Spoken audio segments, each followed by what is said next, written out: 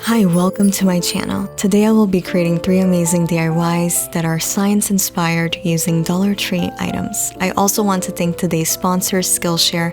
I will be speaking about them a little bit later, but for now, let's get started. On this Dollar Tree DIY series that we're making here in the channel, I ask you to send me your DMs and your suggestions, and upon request I was asked to do earth science-inspired DIYs that would suit a young teen's bedroom, but that would also look feminine, so this is my take on it. I picked this dinosaur on the kids section of Dollar Tree, and the first thing that you want to do is to cover it with white paint, and then you want to take a tissue and you want to cover the paint with it, and then you want to do a second layer of white paint, making sure that the body and the shape of the dinosaur doesn't get lost. One suggestion I have for you is to not cover the mouth or the hands with tissue because this will compromise the shape of them. The reason why we're doing this is to add texture, and there's 2 ways that you can do it. You can only use the tissue, and to create that fossil-like effect, you can mix white, cream, and gray paint, and then you want to dab it. This is one option, so you have that almost like vintage bone look to it. But I personally prefer the second option, and in order to complete it, you will need unsweetened and unheated coffee. Now I know this is not a very conventional material to use, but trust me, it's worth it. And we will also be using this coffee for a second technique on another project, and I really like how this turns out. Now you want to take a little bit of wall plaster that you can find in the construction section of Dollar Tree, and you want to mix around 2 spoons of coffee. This will make the plaster have a very vintage and bone-like look to it. And once it's all mixed, you just want to take a good amount and you want to cover the body of the dinosaur. The reason why I like to use plaster on these rubber toys is because it gives it more weight and also more texture, and it just makes it look more legitimate.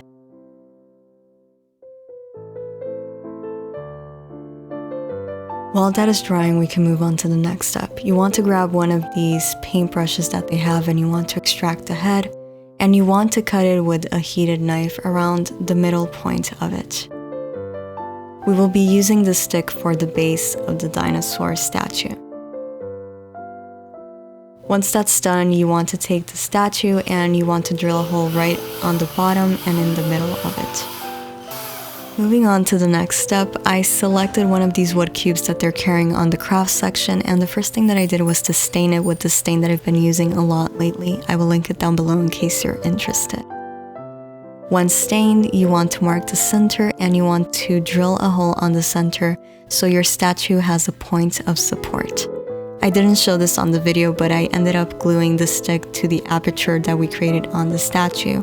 And once everything is dry, you want to fill the new hole with hot glue, and personally I would add another permanent adhesive for better support. After, you want to place the statue and hold it in place until it fully dries. Once everything is done, these are the final results. I would use it as a jewelry holder as suggested by a subscriber in a previous video where I did a similar design, and I think this looks very feminine, but it still stays within the earth science theme that we're going for in this video.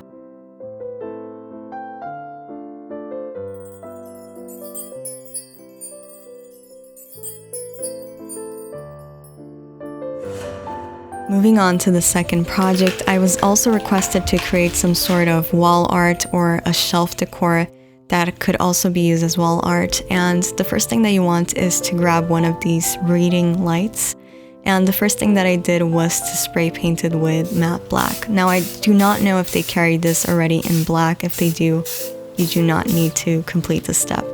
Now another thing that I suggest is for you to spray paint the outside, but when it comes to the inside, just paint it by hand, just in case the spray paint doesn't interfere with its functionality. Now for the next step, you'll need an 8x10 frame, and you can totally print a T-Rex dinosaur fossil. That's the shape that I like. I am trying to improve my art skills, so I went ahead and tried to draw one. Speaking about improving your art skills, I want to thank today's sponsor, Skillshare. As some of you know, I tend to add a lot of effects on my videos to create a magical atmosphere, and I do this with the help of 3 specific skills. First, animation, second, illustration, and third, videography. Knowing the basics of these 3 skills have broadened my creative and professional horizons, and this is when Skillshare comes into play. Skillshare is an online learning community with thousands of classes for creatives, professionals, and lifelong learners. With premium membership, which is less than $10 a month, you have access to all of these classes showing you step by step how to master a specific skill that you need. From how to develop a website to how to market your product to how to improve your art skills.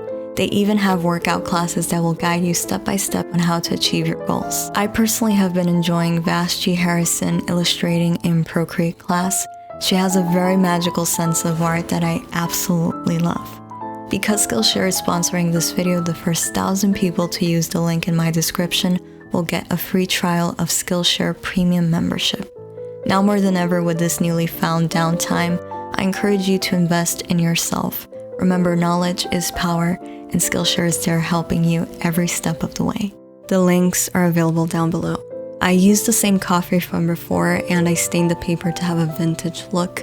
And the next step that I did was to paint the borders with black paint. And even if you're printing your image and not drawing it, I do suggest you take this step because it will make the overall look have a sharper finish to it. Once it's dry, you just want to place everything back in place. And once that is done, these are the results. If you want to use this on a shelf, you can use this picture holder and it will make it look even better. But if you don't want to, it will have a more modern and contemporary design if you just leave it as is. Once that's done, these are the results. Now, I personally love how this turned out. I love the coffee stain technique. When you want to make it more shadowy and darker, you just need to let it dry and then you stain it again. I also love this little light on the top. I think it adds a very elegant and high-end look to it. Now, I paired it with my insect specimens that my dad gave me when I was younger. And I think that if you add these type of earthy but more delicate effects like candles and crystals, it adds the femininity that this piece needs, but it still looks interesting and high-end.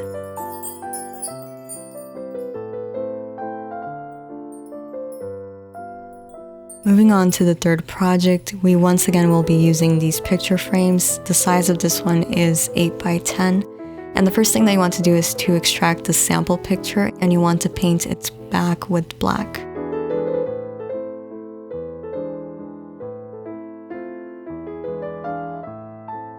After, you want to select 4 of these 5 by 7 picture frames.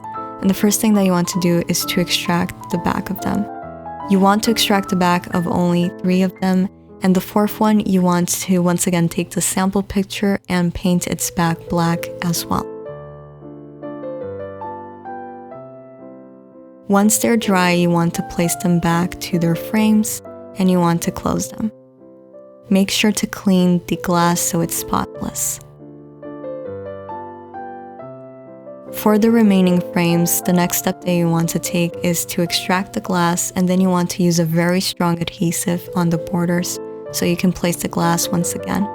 I will link the one that I'm using down below in case you're interested. It has a fast drying effect and it's also very durable. Once the glass is placed back, you want to add waste so it stays in place. Once everything is fully dry, we can begin mounting the shadow box that we're creating. You want to use the larger frame as a base. And even though this is not a complete square, there isn't any type of frames that will complete a square on Dollar Tree. The measurements just don't add up. So this is the best that you can achieve. And in order for it to look symmetrical, you will have to dictate what is the center of the base. Once you know which is the center of the base, you want to add a strong adhesive along with hot glue. And you want to place your frame. Using hot glue is essential so you have that instant hold. Once that is done, you want to take that frame that we painted black and you want to put it on the back of the square that we are creating. The reason why we painted black is that once you add anything on the center that is slightly a lighter color, it would instantly pop because of the black background. Once that is done, you just want to add the other sides and glue them in place, and you will have to use Goo Gone to clean the glass so it's spotless. Once that's done, just add whatever you want inside. You can use rock specimens like I did or a piece of driftwood like I did as well. But if you want to, you can also use a couple of plants inside to really make them pop. And I suggest you add a spotlight right on top so it really gives that museum-like effect that we're going for. And with this, we conclude this video. I am very happy on how all the projects turned out. Don't forget to DM me your suggestions so I can recreate them. Also, don't forget that the 1,000 people to click the link below will have the opportunity of trying Skillshare for free. Really quick, don't forget to subscribe to my sister and my bunny's channel and to visit my online boutique. Finally, follow me on Instagram to stay in touch. Well, now that has been said, once again, thank you so much for stopping by and watching this video. I wish you a very blessed week. May God bless you, and goodbye.